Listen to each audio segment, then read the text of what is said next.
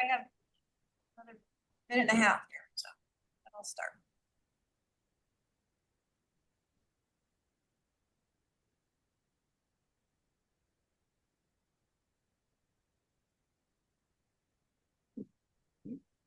Seat. No, it's convenient.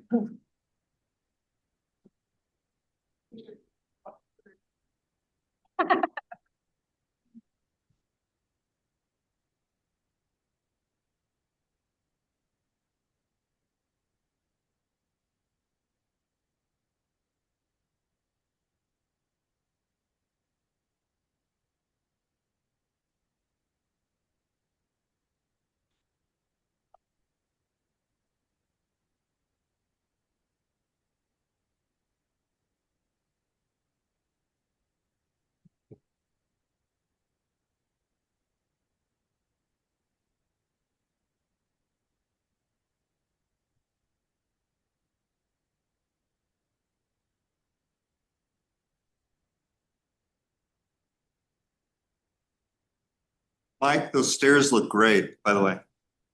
Oh, thank you. Yeah, big improvement over the old ones, huh? No more stairs of death. Exactly.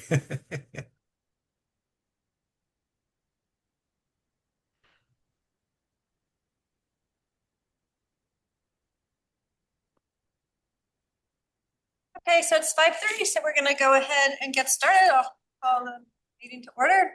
This is Monday, April 13th, 2026. And this is the UNM-Los Alamos Advisory Board meeting. This is our special meeting. This is our budget meeting. So item 1 is called to order. I just did that. Item 2, confirmation of a quorum. I'm confirming that we do have all 5 board members here, so we have a quorum. For 3 routine business board action items. First is the adoption of the agenda. And I do note, I think we need to move under comments from the chair. I think A and B both need to be moved out a level to board business. Right? So you all disagree, but I think that's what should happen. So I'll take open to a motion if anyone wants to approve the budget with that change or with their own change. Andy, look, you have a question? No, I'm just trying to. So you're talking about item 6. You're talking about item 3. I was talking. We are on item 3, Yeah. but when we need to adopt the agenda. Yeah. And my thought as I look at the agenda is, and I apologize. I probably didn't look at this enough when we first put it out, but that those items should be moved out a level to actually board action items. They're not under comments from the chair. Yeah, that makes sense. Yeah. I move that we accept the agenda as amended. Second motion. Okay, it's been moved and seconded that we accept the agenda as amended, namely to move A and B out a level to board action items. All those in favor say aye. Aye, okay, that's unanimous. Okay, the next item is approval of the advisory board minutes from our January meeting. Move to approve the advisory board meeting minutes from January 12th as presented. I will second that. Okay, so moved and seconded. All those in favor? Aye, that's a unanimous vote also. Okay, we are going to go to public comment. Do we have any public comment either, excuse me, in the room or online? We don't have any in the room. I don't think we have others online right now. All right, we can close that item. We do not have public comment.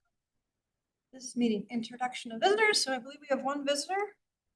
He is going to be speaking to us. Oh, visitor, right? I'm Joan Lucas. Okay, excellent. And we will have you introduce yourself when you do your presentation. That works. Okay, and so comments from the chair. My main comment for this meeting is actually to note that we do have item 7.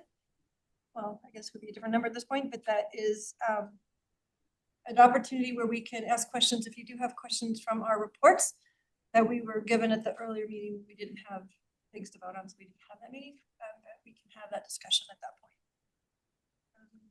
Great. All right. I would like to, Michael, do you want to say anything before we want to introduce our speaker for the next item?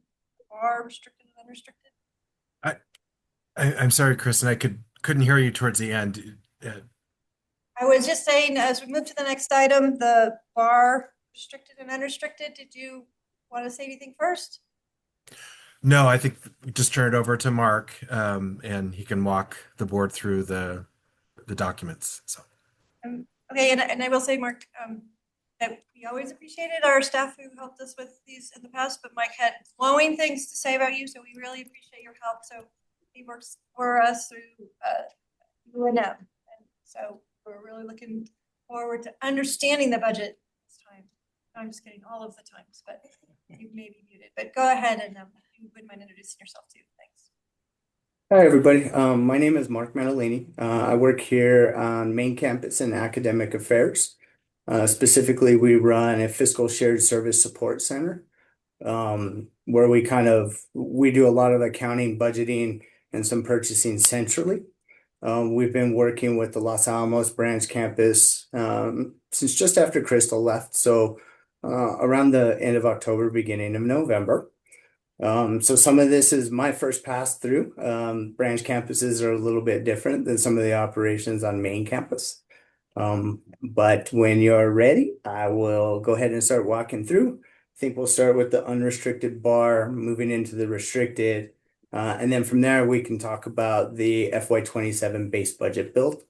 That was mostly completed on Friday. Everything will be tied out on Wednesday. So right now, everything is considered a draft until officially approved by the Board of Regents. Are there any introductory questions before we? Okay, I think we're good. So go Okay. So starting here on the unrestricted bar on the current funds, this is for fiscal year 26. This is just a process by which we adjust our budgets during the year. Our cutoff is around March 20th, and then we can no longer make adjustments after that. So we make these adjustments and the budget office will tie everything out and turn it into the state. But one of the main purposes of this is to ensure we have enough operational budget to function through June 30th of 26. So we have to make some assumptions as we're doing this a full quarter ahead of time. Did you guys have any questions before I go ahead and launch into kind of walking you through the documents? I do need bar explained again. Is it right in there? Page 15 is for the bar. Page 7 is for the for each. Right. I mean the literal acronym. Oh, budget adjustment request, ma'am. All right, I'm good. Carry on. Thank you. Sorry. Okay. So what we start here is on the revenue side. We did increase our budgeted revenue by approximately $31,000. 20,000 of that is very specific to an increase in the instruction in general revenue as a result of an additional appropriation for the State Food Security Bridge Funding Initiative. So Mike and Danielle put together a proposal to the state, and they were awarded this $20,000 in one-time funding. So that money has arrived. So that's that budget adjustment request there is for the 20,000. The additional 11,000 is present in our public service revenue accounts. And that was just related to budgeting of some gift funding received in non-endowed. That was specific for some upcoming scholarships we were planning to make sure we had enough room for the spring to issue should that come up. Moving on to the expenditures, one small note here. The total expenditure increase is actually 607,871. 581,000 of that is a net increase in the instruction in general expenditures. And I'm sorry, guys, if at any point you need me to slow down or you have any questions, please just interrupt. 621,000 increase in ING to actuals. That's primarily driven by office equipment and furniture needs and some other general operational costs. As I mentioned at the beginning, we need to kind of anticipate what's going to happen the next 3 months. So we go through and we do an exercise to try and budget some revenue where we see there could potentially be some shortfalls in the existing budget versus some of the activity we may need to conduct before June 30th. Okay. Further breaking that down into some of the categories we utilize, you'll see a $13,493 decrease in academic support. And that's largely due to just a budget revision related to some computer supplies that we didn't end up, that we had other sources of funds to purchase, So we went ahead and reduced the budget in that academic support category. We did have a $51,000 increase in student services fund level.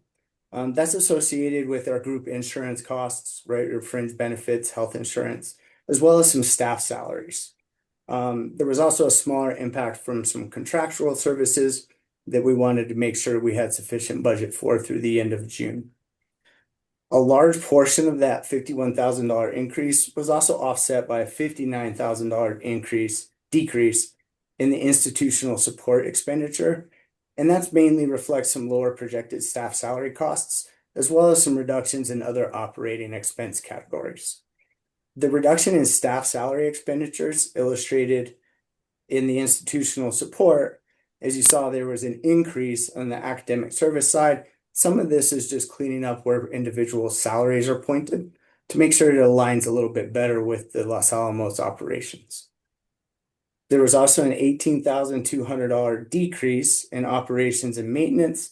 And again, a large portion of this is offset with the student services, and that's just shifting some budget categories around. The big item here that may be different than you've seen in the past is we did have an $812,000 change in transfers out. A portion of that is for the support that Los Alamos, so our fiscal shared service unit, we are a fee for service unit. When Los Alamos lost the accountant 3, a fiscal tech, as well as their business ops individual, we've tried to pick up some of that activity here. So there's a transfer out to main campus of ING dollars for that support, as well as some Office of Institutional Analytics support, supporting the Los Alamos branch. The additional transfers are items that were transferred to plant funds.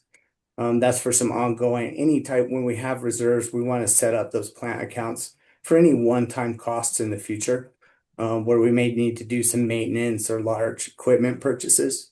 There was a surprise switch refresh this year. I think Mike, that ran about $163,000. So that's transferring some of those funds from instruction in general to our plant accounts to service some of those costs. Are there any questions on the unrestricted before we move to the restricted side? Okay. And if this all makes sense, I'm happy to skip ahead, but on the restricted side, this is where we track our contracts and grants. A lot of this is state and federal funding. It's considered restricted because it comes with certain criteria. We have to meet certain goals, we have to write reports, and there's some period of performances associated with that money.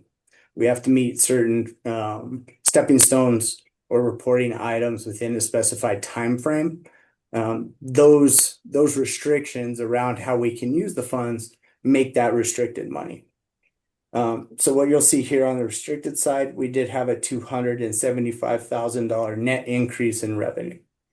$304,000 increase in revenues was directly related to the public service and contracts and grants program. And that's mostly related to the adult education IET pilot program funding. The reason we're having to do a bar for that is it's just timing. Usually those funds are approved by the state, and it takes some time for the paperwork to be filled out and the funds to actually arrive. We did have a $15,000 decrease in revenue related to restricted ING programs, and that's mostly due to a reduction in student employment costs. We also had a $14,000 decrease in revenues related to the research contracts and grants program, and that's just the anticipated actuals for what we see for coming through June 30th of 2026. Offset by the $275,000 increase in revenue, we have the same offset on the expenditure side. So again, $15,000 decrease in expenses related to the ING programs as a result of student employment, $14,000 decrease in some research contracts and grant programs, and then that's just aligning budget with actuals. And then again, you see the $304,000 increase in expenses related to public service contract and grants. Those are the expenses directly related to those adult education and IET pilot programs mentioned earlier. That information has been provided to the budget office. That information will go before the Board of Regents, and we'll fill out some additional reports prior to May 1st for the state.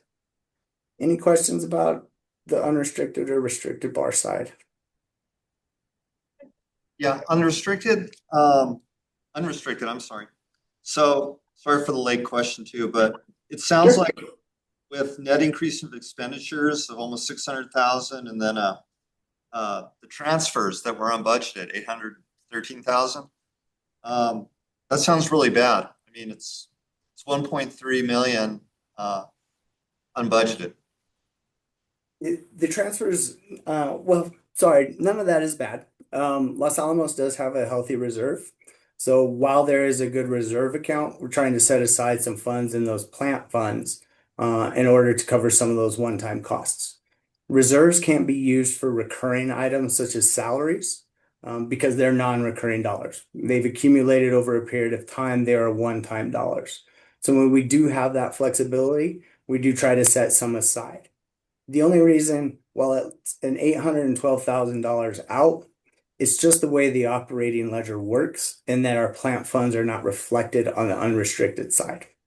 There was of the amount that was transferred out, 115,000 came to main campus, both for the fiscal shared services as well as the OIA support. So the transfers, while they look out from Los Alamos, a majority of it is into the Los Alamos plant funds, and the remainder, the 115, came to main campus for those service agreements. So what are our reserves down to then? They're approximately right now, 2.8 million. Thanks. And we anticipate right now we're projecting that after the end of the year, that may increase back to about 3.5 million, but we won't know that number until fiscal year end close for sure. Right now, that's just a projection based on current year activity. Thank you. On the lab sentence here, should the $304,000 be an increase in expenses? Can you hear John okay? I'm sorry, no ma'am, I missed it. In the last sentence, shouldn't the $304,000 be a? That is yes, sir, you're correct. It's an increase in expenses. Are you a math guy? It's a math problem.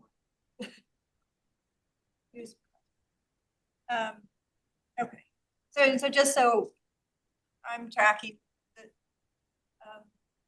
the adjustment is just in the budget. It's not actually needing to request more money because it comes from reserves that the campus has. Yes, ma'am. The funding is, in this case, on the unrestricted side, the funding is present on campus. We're just changing some budget categories around. Okay, great. All right, are there any other questions on this section before he moves on? Connor? I was trying to, I think I only have a budget adjustment request in my packet, but I was just curious if we're gonna plan for the independent operations and the other fiscal service agreements moving forward into the next fiscal year, or this is that might. Yes, ma'am. So, of course, the transfer to main campus for the fiscal shared services, that was unexpected and was just a result of those 3 vacancies that occurred around September, October period. For the coming year, we are continuing to support Los Alamos while they get a new business operations person up to speed. In the future, our services will revolve around assisting with purchasing, as well as the major university projects such as categorization reserves, mid-year projections, and the budget build. So that amount will be significantly less at that point. So we've budgeted $40,000 for transfer to main campus and fiscal shared services in the coming year. Okay, great. Okay. Go ahead. Now, moving on to the fiscal year 27 budget build. I'll walk you through some of the changes, but more importantly, I'll try to give you a glimpse into our mindset behind how we try to budget things. And to your point, we do budget a little more conservatively. We do have the ability to adjust during the year, both upwards and downwards. We would prefer to revise our budgets upwards if we need to, rather than going into the year with a higher budget and then having to cut somewhere later should some revenue not come in. So we do take a little bit of a conservative approach there, and I'll kind of walk you guys through some of those categories that we've changed in the coming year that are changes from prior practice. Any questions before I get into the appropriation and mill levy revenue and start talking about that FY27 budget build a little? Okay. I've not seen it. Okay, so in the state appropriation, and you can see that, I believe it's Exhibit A in your package. For fiscal year 26, the state appropriation was 2.5 million. For fiscal year 27, it's 2.6 million, and that is inclusive of a 1% compensation adjustment. It's 1% from the state for comp, for all eligible employees. Eligibility criteria include you have to be in your position on January 1st. You have to have performance reviews of meets expectations. So the main change there from the 2.5 to the 2.6 is in our 1% comp adjustment numbers, and that comes from the state. Mill levy revenue. We did leave this flat. So fiscal year 26 was a budget of 1.7 million, and we have remained consistent at that number for the coming year. We do anticipate in going through some of the notes as we tried to integrate into the Los Alamos activity a little bit this year. We did see some notes that there may be that there were some expectations the fiscal year 26 mill levy revenue could be down, primarily due to a 13% waiver, I believe, for veterans on their property taxes. That impact at the time was a little bit unknown, so we did go ahead and keep the $1.7 million going into FY27. However, actual receipts for fiscal year 25 totaled 1.8 million. And as of March 31st, we had collected 1.4 million in mill levy revenue. We do anticipate that in June, we'll receive another large deposit of mill levy revenue. That'll give us a better idea of what to expect going into fiscal year 27. So that is one of the areas you could potentially see a budget revision upwards should we need it, and we have a consistent pattern of revenue that exceeds that $1.7 million budget. We did go ahead and leave it flat. Like I said, we don't want to anticipate 1.8 and then have to revise anything downward should that amount not come in this year as expected. Tuition revenue, this is another large category. Pulling some notes from prior presentations and some prior analysis that Crystal had done. In FY25, the branch experienced a pretty notable reduction in tuition revenue. The FY26 projections assumed a flat revenue, and this assumption has been carried forward into FY27. However, as efforts to rebuild faculty and staff capacity continue at Los Alamos, we do anticipate a potential positive momentum in that area, and we'll reassess that tuition revenue generation during our mid-year projections, and we'll align the budget accordingly should it look like tuition revenue is exceeding the prior year revenues.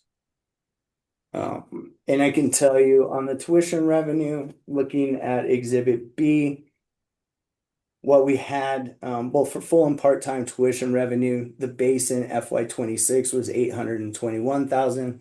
As I mentioned, we stayed pretty flat with a budget of $825 as our projection to begin fiscal year 27.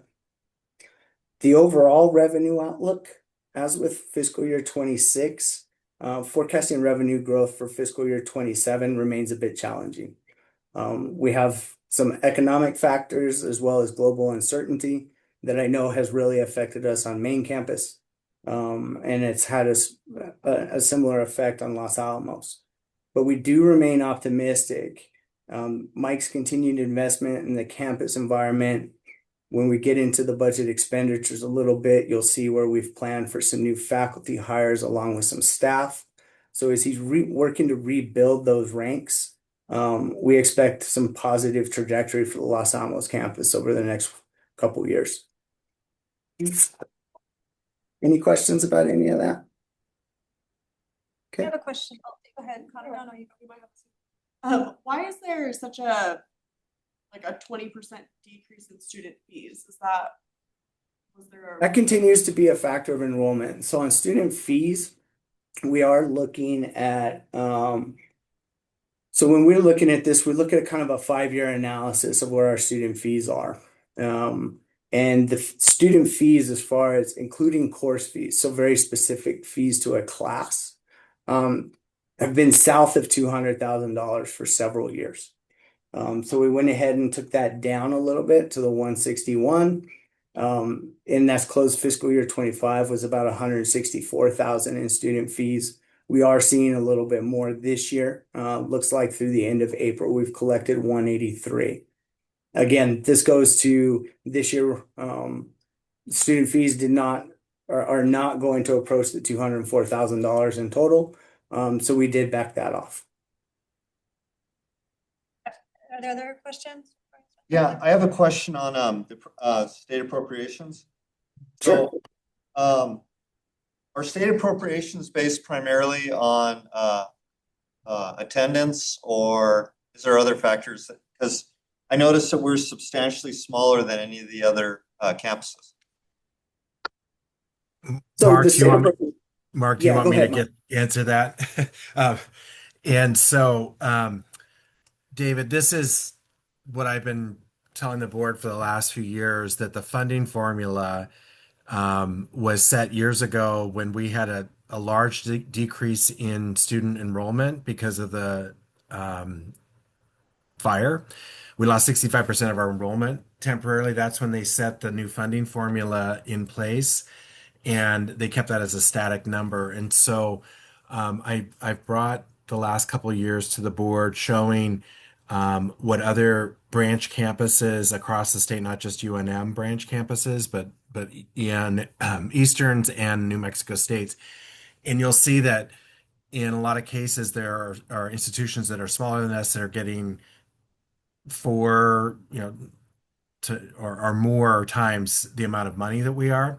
Part of that is a lot of those schools have shrunk, um, but they're still based on that set enrollment way back then. Just like our small enrollment was set in place back then and has not changed. The state did hire a consultant firm to review the state funding formula. And from what I understand, I was just at a meeting this last week in Albuquerque, and they're not going to move forward on that. The Legislative Finance Committee doesn't like that study. It was going to involve paying a lot more money, and they didn't want to do that. So it looks like they're not going to move on that study. So I will continue to be pushing on the legislature to address this, because it's getting more and more dramatic, the difference between what Los Alamos gets to run our institution versus our peers. Thank you for that, Mike, and thank you for pushing back on it. I just wanted to bring it up again. We've heard this, but I mean, if you just look at the numbers, it's ridiculous, and it's really, I think, impacting our ability to conduct operations here. I couldn't agree more. Mike, I have a follow-up question on that. When you said they're not moving forward, did they not move forward with the study, or they're not moving forward with the results of the study? They're not going to implement the study and what the They had the recommendations study, are. and I know how Yeah. off. And what was said initially, they weren't going to do it during this last legislative session because any extra revenue in the state was going to go to funding, backfilling SNAP and Medicaid and all those federal cuts. But it looks like the Legislative Finance Committee is beyond that, isn't accepting their recommendation. They don't like the results were. We would have had about, if I remember correctly, I don't know that I've seen the latest one, but the last one that was shared with us, we would have received about 4 times the amount of money from the state than we do now. And probably some of the other campuses that don't have as high enrollment as they used to might get a reduction, which people don't like. Well, part of the study was they were going to try to make it not take from one to give to another, because that's a good way to create a lot of issues. And so it would have been to bring some of the schools that were out of whack up. And we did still talk in that meeting. We were meeting with the Legislative Finance Committee and the Higher Ed Deputy Secretary. they are looking at trying to, if they're not going to implement this new model, at least look at what it would cost for a school to run regardless of size, because there are certain things you need regardless of your size. And there are a number of schools, and we're not the only one, but that we believe are actually below that level. And that creates some difficulties for us as a result of that. So they are so while they're not going to implement this new funding formula, they may come back and look at saying what is the base level of funding all institutions need, regardless of size. And I think if they do that analysis, they'll see that we're still not being supported enough. I'm glad that they were doing it where they were trying to take money from the other schools, because it does come up with a lot of problems, and it is just a rough era right now in funding. Right? Yes. And say, we should be backfilling SNAP and all these other things we need to be doing. So rough era for sure. Are there more comments or questions on this? Questions on this part right now? Okay, well, but thanks for asking that question, David. I was wondering the same thing. So, all right, we're ready to go forward. The next major revenue category that we slightly adjusted would be in interest income. The FY26 budgeted expectation there was $50,000. We went ahead and increased that interest income expectation for FY27 to $100,000. And again, that's just reflecting what we can see historical activity for the past couple of years. Fiscal year 24 was around 106. Fiscal year 25 was 154,000. And so far this year, interest income has been 119. So we've gone ahead and increased that a little bit up to that $100,000 level to reflect a little closer to what we're expecting for the coming year. Rental revenue, we did reduce slightly from 73 to 22,000. Again, we're looking at historical activity. And that has been a little bit historically inconsistent, with FY25 rent collections totaling about $18,000. So that was just reduced slightly. But again, this is an area that we will continue to watch during the year. And if rental revenue is reflecting any type of increase or is on a positive trajectory to surpass that $22,000, we'll do a mid-year budget adjustment accordingly. Net transfers, this goes back to your original question about kind of pre-planning some of these items. You'll see the net transfers out of Los Alamos. Again, these are some of it's to main campus. And again, going back to the plant funds, the $40,000 transfer to main campus for fiscal shared services for ongoing support through fiscal year 27. And then you'll see there 98,000 in transfers to Los Alamos plant accounts. And some of that is required to start the year. We have some required ER&R as well as BR&R that we have to set aside for renewal and replacement of equipment. Any questions there? Okay. The other major category, as we get into the expenditures, this will all start to align. But the other place that we backed off slightly was the use of reserves. Again, those are one-time dollars. They're non-recurring. We don't apply them to salaries or anything that is a continuing expenditure. We try to only apply them to items that are non-continuing or things that we could get out of should we have a budget shortfall. So on the revenue side, you'll see use of reserves in FY26. The original expectation was about $937,000. That's down now to about $674,000. We also took a slightly different approach here in budgeting reserves. Within UNM, we have what we call checkbooks. We have multiple checkbooks. They're called indices. And if we budget reserves within an index and it ends the year without that funding, then we have to go back as soon as the system opens in July, and we have to go through and do an over budgeted of reserves adjustment and back those things down. What we did this time, rather than budgeting a bunch of reserves and small accounts and trying to project which one might have a few $1,000s left, we budgeted those reserves in a forward clearing account. And sir, you asked earlier, that's where we have that approximately 2.8 million and are thinking by the end of the year we should have around 3.5. So we budgeted those reserves centrally. But we did budget them at a lower level than last year to start the year. Going into the expenditure side, one of the major things that we already touched on was compensation. The state did provide a 1% compensation increase for all eligible faculty and staff. As in prior years, this isn't always 100% funded. We have individuals that are paid on non-ING dollars. So think of that restricted activity. Maybe someone's paid on a grant or they're paid on public service.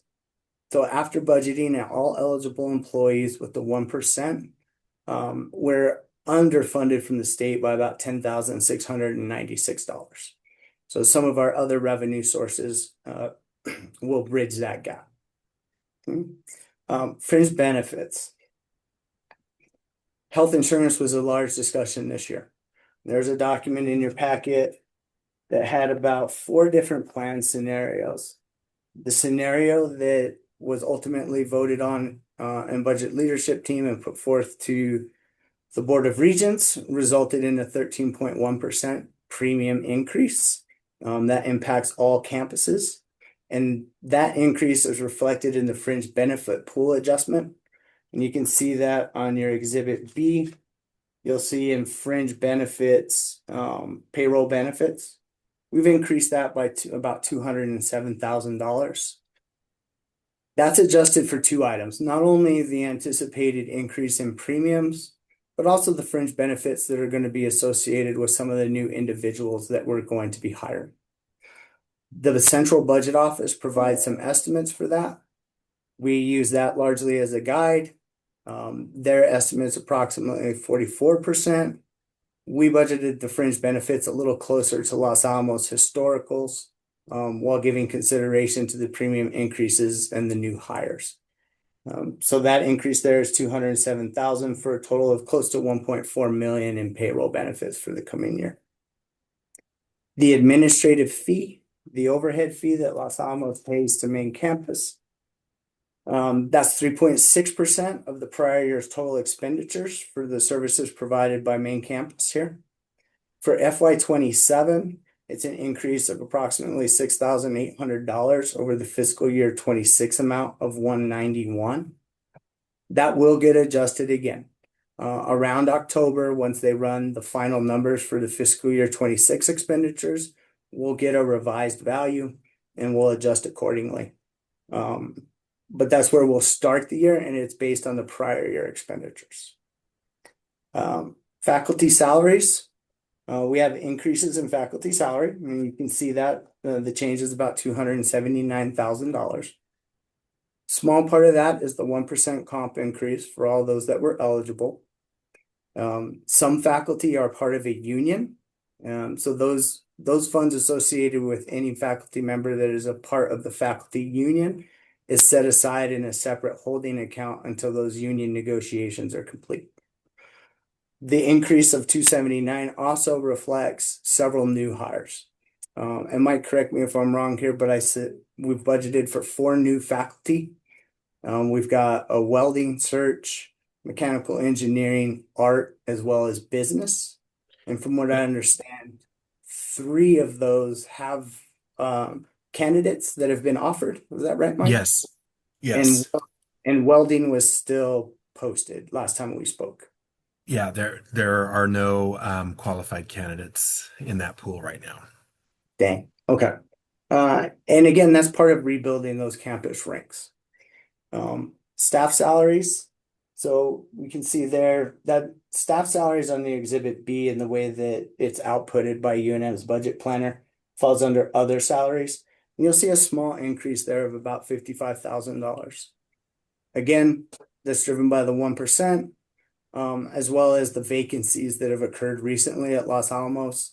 And then that replaces a couple new folks. So we've got the new business ops individual coming on, admin 2 or 3 to help service the HR department, as well as a program coordinator. And Mike, please jump in if I'm incorrect here, but the program coordinator will help kind of restart that community education program. We need some bodies there to help run that. Yes. Okay. Operational expenditures, this is everything else.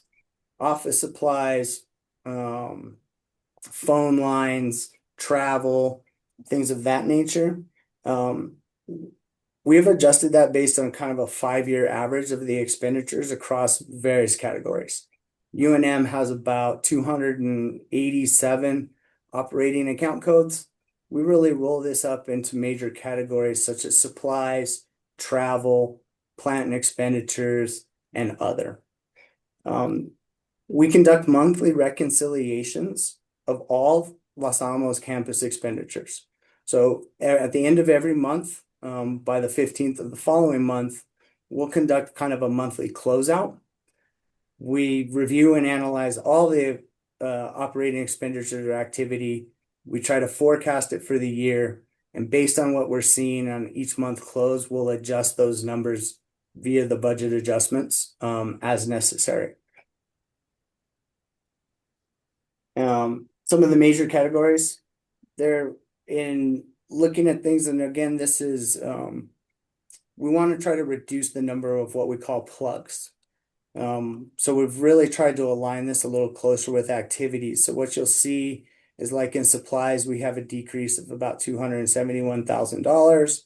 And we have the other major category is in other expense. We have a decrease of close to $500,000. Other expense is what we call 80/60 and tends to be a plug for budget purposes to make sure we have sufficient budget and don't go NSF. We spent some time with Mike, Sasha, Dean Pickett, as well as other leadership at the Los Alamos campus, kind of reviewing past activity and really discussing what some of the goals were this year. So we've tried to budget that pretty tight based on expectations and plans. But much like the network switch I mentioned earlier, $163,000 problems do pop up. And that is why we do that monthly close reconciliation and provide it to campus, is so that we are watching all those items on a monthly basis. So in total, for fiscal year 27, we're budgeting approximately $6.1 million to start the year versus the prior year of $6.5 million. Again, this is our starting point. We are building a budget in April that doesn't start until July. There will be things that change between now and July 1. And as soon as the system is available and open around July 17th, we can go in and make any adjustments that are necessary. And again, we'll start to make future adjustments based on those month-end reconciliations as necessary.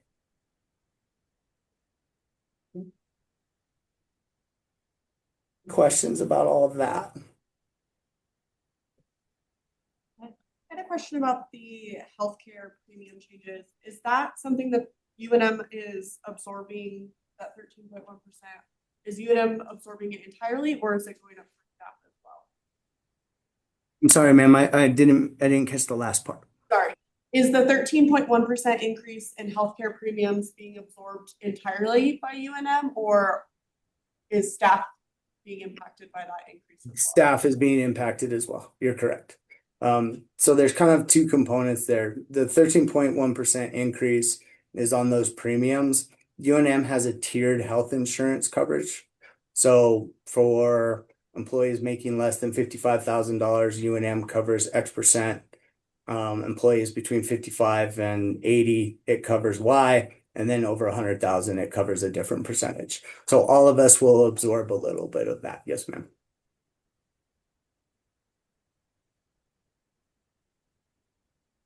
Any more questions?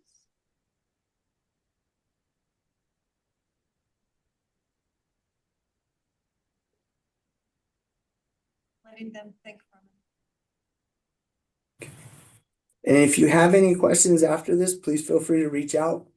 We're working on tying out budgets. So Wednesday night, at 5 o'clock, we'll lock everyone, and my team and I will sit here and tie out the entire main campus budget along with the branch. So if we find anything at that point in time, we'll make adjustments accordingly. Although I don't anticipate any for Los Alamos, as I've already had someone check into all of it. I'm sorry, check into all. Yeah, we do. We run what's called a budget checklist, and that makes sure that all our numbers tie, such as the appropriation ties to the state appropriation amount. The mill levy looks reasonable. It's basically a second set of eyes on what my team and I built.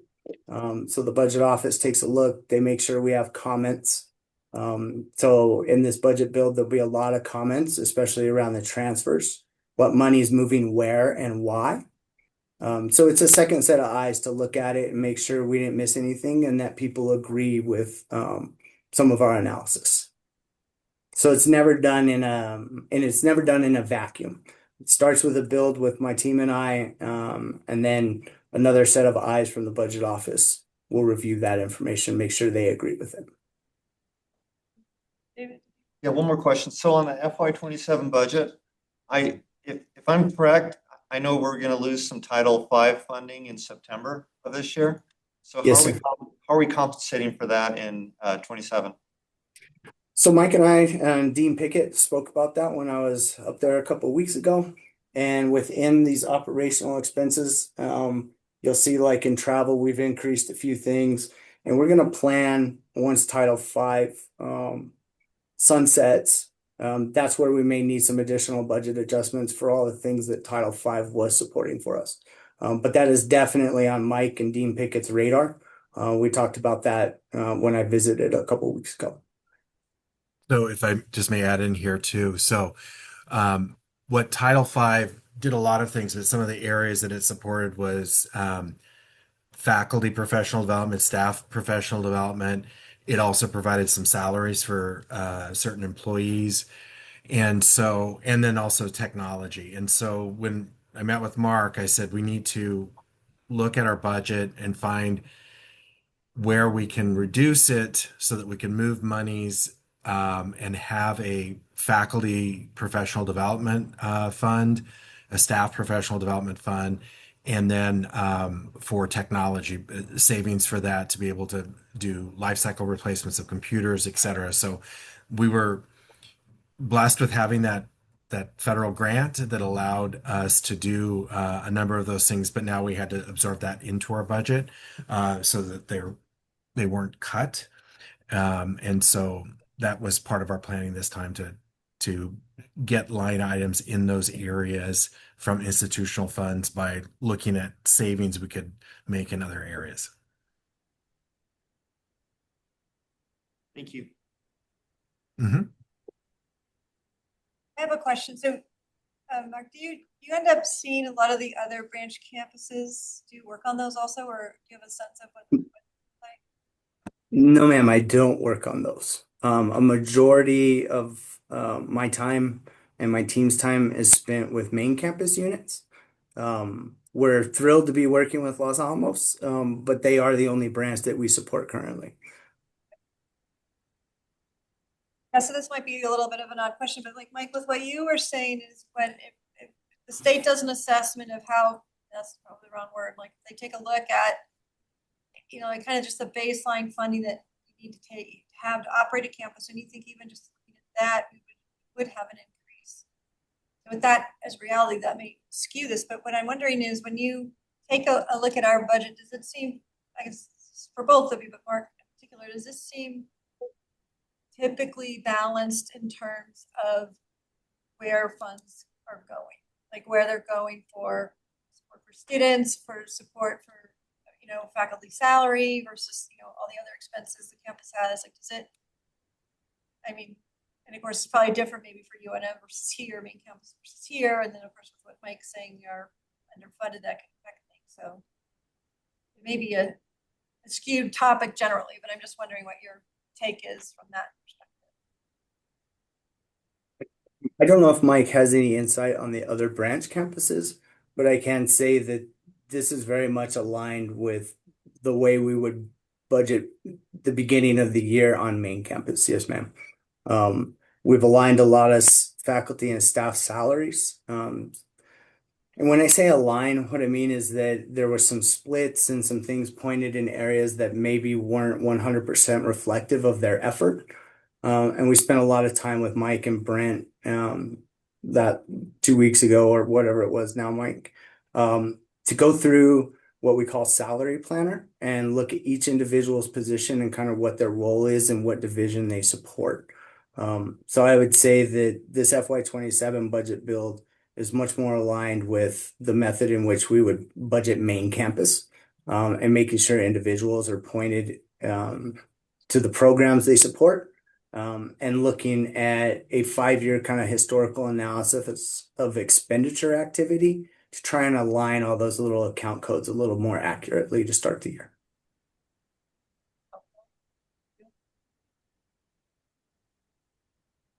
Yeah. Page 21, it looks like as a result of a $15,000 decrease in due to federal and state grants. Student services were decreased by 15,000. I was wondering what student services were eliminated or whatever. So I mean, you cut out just a little bit. So if I don't answer your question, please let me know. On that restricted side, it was a kind of a lack of available student employees that were eligible for hire. So there was a reduction in some of that support on the on one of the restricted accounts. And I think Mike, you and I have talked about that, broadening that scope for student employees, right? Yes. Yeah, typically, John, in that area, student services has often employed a number of student workers to assist them in their office functions.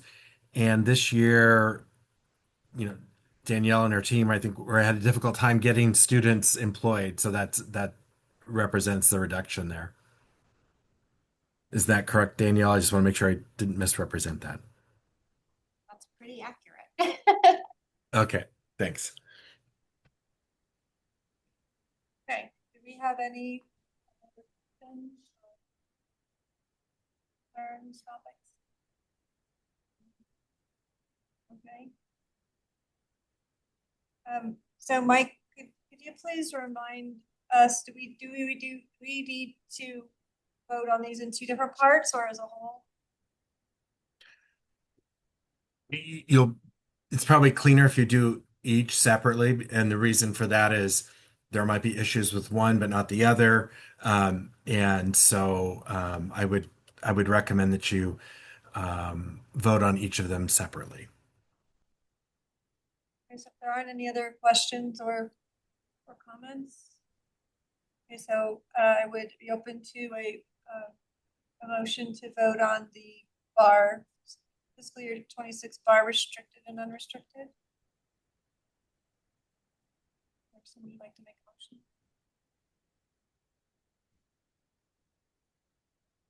Do you have more questions? I move that we approve the bar restricted and unrestricted. Okay, is there a second? All right. And so advisory board member Pollock seconded. So all those in favor say aye. That's unanimous. Okay, I would also take a motion in regard to the draft operating budget for fiscal year 27. Move that we approve the FY27 draft operating budget. Okay, is there a second? Second that motion. Andy, a second? Oh, yes, absolutely. We're gonna have a little discussion first, David. Yeah, so I think the budget is prepared the way it needs to be prepared, but I think that having a quarter of the money that we need, there's got to be human costs there that we're not seeing, and so I'm concerned that I don't know exactly how things work yet, and I'm gonna talk to Chris about it and other people, but Chandler. yeah, but is there an advantage for us to vote against the 27 budget and say just on that basis? And I don't know if it would be useful or not. So that we're sticklers and then we have no budget at all? No, we're not approving the budget. We're not approving the budget because the regents will approve it for us, but correct? This is indeed a question I have no background to know the consequence of. I suspect it's not going to help to get money change. You might, like uninformed random citizen's opinion, not a chair, but we can ask our experts here. John, go ahead. And I'm not sure, David, was that a question for me or for the board? Well, I thought we'd keep you out of it, just to keep you, with saying some, I was just assuming that an operating budget, by definition, is never it's always a moving target. I mean, you set a budget and then you deal with things as you trip over them. But you need a budget to at least know where you are, to determine where you want to go. Which is why we do the bars at the end of the year, so they reconcile. Well, and process wise, Mike, I think if we don't approve it, that gets presented to the board. And then then they would have to make up their own mind, or they can't approve our budget unless budget comes back to us, we eventually approve. I don't know the process. Well, your vote is to either recommend the budget to the regents, or not recommend it to the regents. But again, it's a recommendation, and the regents can vote accordingly. How they choose. Much like when we did the tuition and fees discussion in January, your vote was to recommend that no fees or tuition would change, and the regents could accept that or disagree and institute tuition and fee increases, which they're not going to do. There's the state looks sideways at anyone who's trying to increase tuition and fees right now, because the legislature actually pays those, so they don't want those to be increased. But I'm going to see if other members of the board want to discuss this anymore. And then, Mike, if you do want to weigh in, you're certainly welcome to. But let me see if the board members have thoughts on David's question. You want a little bit more clarity on what you're asking, because I'm still learning. So the regents have an enormous influence within the state, probably over the Legislative Finance Committee. And the regents have for several years now, I shouldn't say the regents, but the Legislative Finance Committee has for several years now not moved forward on a corrected funding formula. And so, I mean, how do we communicate to them that as a community institution within our community, the fact that they fund it at a quarter of what it needs to be funded at, how do we communicate that it's causing impacts which we don't want to have? You're trying to raise a flag. I saw Mark's hand go up. I don't know if you guys are looking. Yes, I didn't. Thank you. Go ahead, Mark. I totally understand. And to kind of answer your question, sir, I think the time in order to meet with the state or talk to the legislatures about the lack of appropriation funding, if I'm understanding what the concern is, it's not so much the overall build, it's the lack of appropriation that Los Alamos receives. A great time to do that is during the legislative session. We always have a UNM day where individuals are at the roundhouse talking to the representatives. That would be a fabulous time to kind of make the case for Los Alamos and see if anything would shift at that point. I'm not government relations, so I'm not buried in this day to day. But at this point, of course, the appropriation wouldn't change. And I want to echo that. So I think that this particular direction is probably not going to yield the results that we're looking for. And I think that, as Mark said, I mean, during the legislative session, but also, contacting our senators, our representatives, and talking about that in between sessions. And so, I frequently meet with them off session times as well, because usually during the session it's kind of hard to get in to see them much. It's pretty quick. But board members can do the same thing. They can I know Chris Chandler has regular office hours and, getting a hold of Leo and Bobby Gonzalez as well. So I think that that might be, uh, to address kind of what you're looking at, David, is probably the better way to build momentum towards the next session about addressing the funding issue. And if they're not going to implement what they paid for the consultant to do, at least looking at what is the minimum base funding that an institution needs to have. And that may or may not be what that study came out with, but at least it would be a step in the right direction because it is a challenge to be underfunded like we are. And my take on what you're talking about as just a conversation is that approving or not approving the operating budget to me is saying, of the money we're getting, do we approve how it's going, what the plan is to be the operating plan for it? Rather, I mean, I understand what you're saying, like that would raise a red flag, probably ish kind of. But I don't think that's exactly what we're voting on. We're like, how are we using them? Are they way off on how they're using the money that we are getting? I mean, my worry would be a little bit of like what a classic Los Alamos move, like that.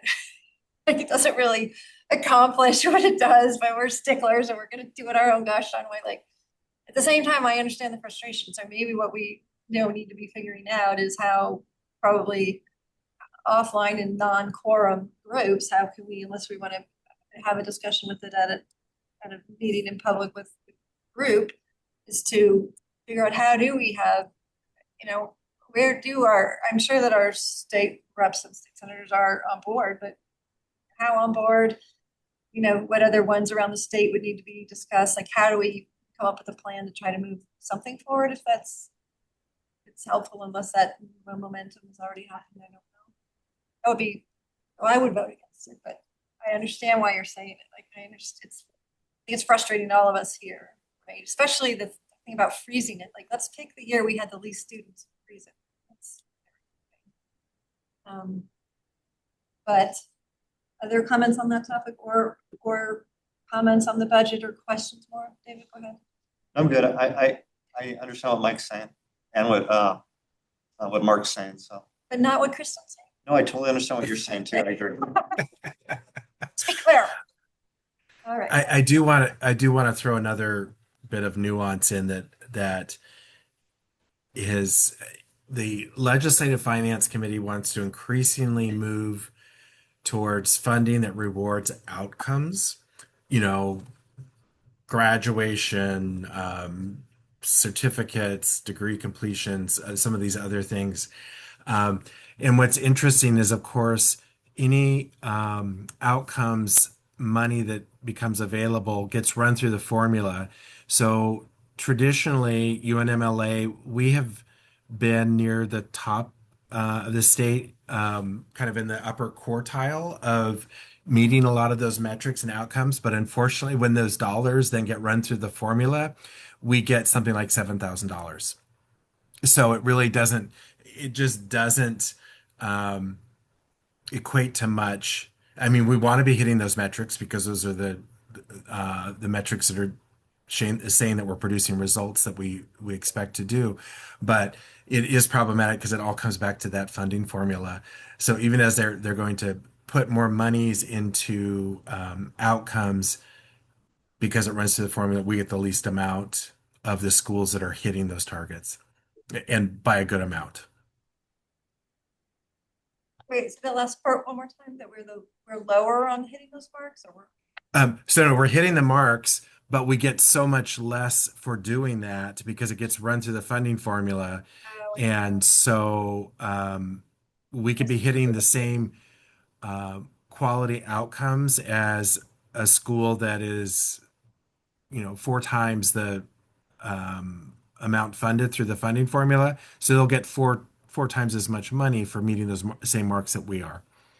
I'm with you. Like, it compounds the problem. Yeah.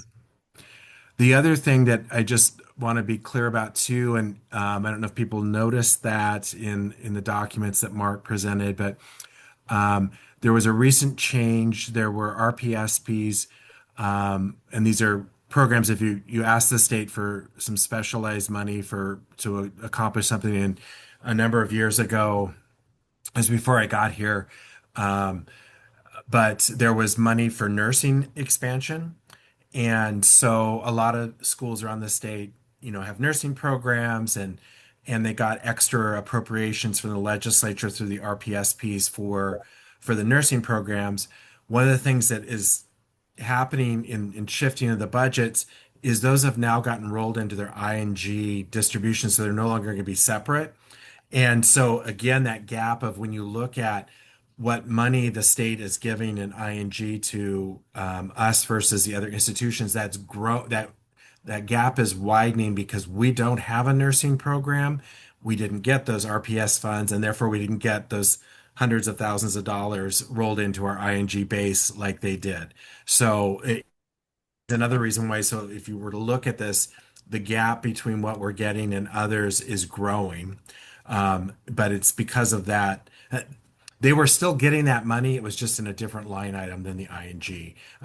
But now it looks worse because it's all rolled into ING. I hope that made sense. And I can help supplement, Mike, if you look at the state appropriation summary that is in your packet, you'll see for Gallup, Taos, and Valencia, you'll see a column that says nurse roll up plus 3%, and that's exactly what Mike is referring to. And you'll see where the dollars essentially are shifting from one line to the institution's instruction in general appropriation budget. And I know it's a very small dollar amount, Mike. But to your point, Los Alamos received about $56,500 in new formula funding, so about 2.2% of your FY26 base budget. I know it's not a lot. It's not a lot, but Is there any more conversation, questions, discussion? Okay, so is there a motion in regard to the FY27 draft operating budget?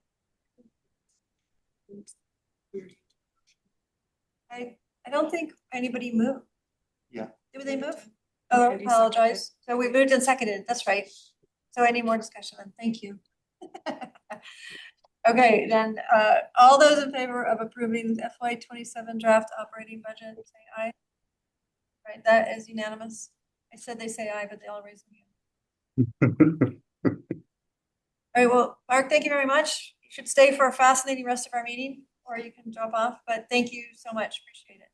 yeah, and actually, if you don't mind, I think I will sit here for a little bit and try and understand Los Alamos operations a little more each day.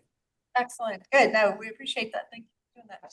All right. And I want to thank, if I may, Kristen, thank Mark and his team, the support that they've provided while we've been down. All those folks in business operations has been invaluable, and I appreciate the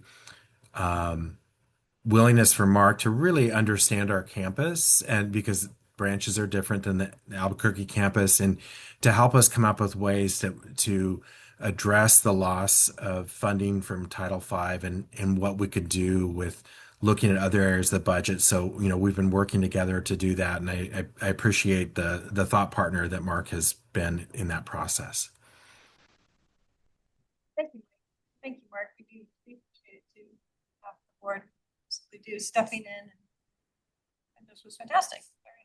It's been a pleasure working with them, and looking forward to continuing and learning the operations better and better so we can help the campus accomplish their goals. Great. All right, so moving on, we have you guys have board questions about the team reports that were put together for the March meeting that we didn't hold because we did not have action items. Are there any follow-up questions on that? No? Okay, I had one, which is it looked like the student population for spring really increased. I thought that was great. Do we have a sense of why? We continue to see our online growth going up as we're both our local students, but just students from other institutions taking our courses, and I think that that's probably the largest impact there. We are actually trying to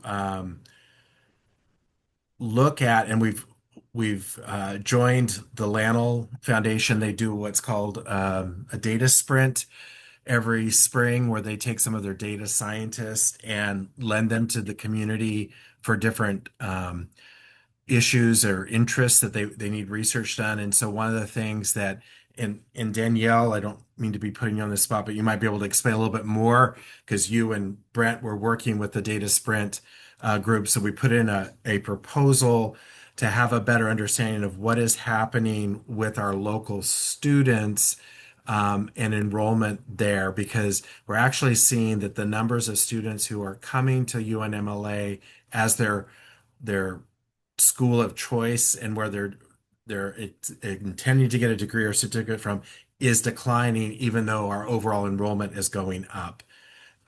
Danielle, do you want to add anything to that? You don't have to if you don't want to, but I just want to give you the opportunity about that, the project you guys applied for with the data sprint.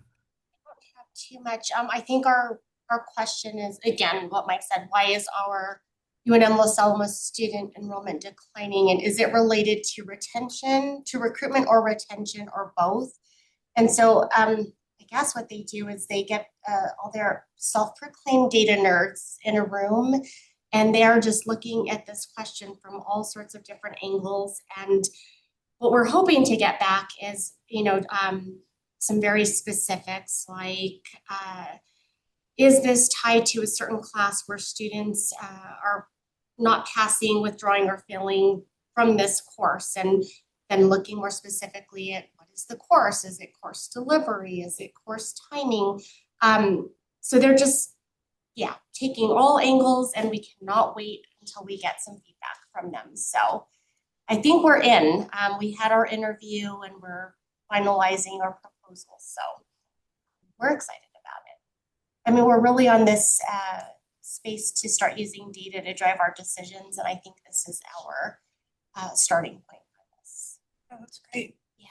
That's good. And David mentioned this at the beginning of the meeting, but when you again, Mike, and your team, but gosh, the campus is looking so good. Like that, oh my gosh, it's amazing, the street view now and the stairs.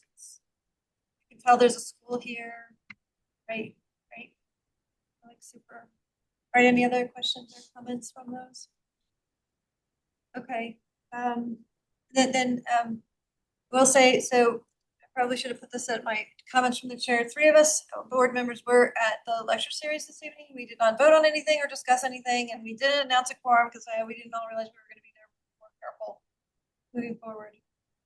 But I do want to say those lecture series are really great. Like, I really like it that there's lectures from the school and the community, and I think they're a great program. So kudos to the team doing that as well. Okay, our next meeting is May 11th, 5:30, right here. Anything else from anyone else? Mark, Mike? I have nothing. All right, we're adjourned. Thank you, everybody. Bye, everyone. Nice to meet you over Zoom. You too. Should have made them all introduce themselves. I apologize. Thank you. Good night, everyone. Thank you. Good night.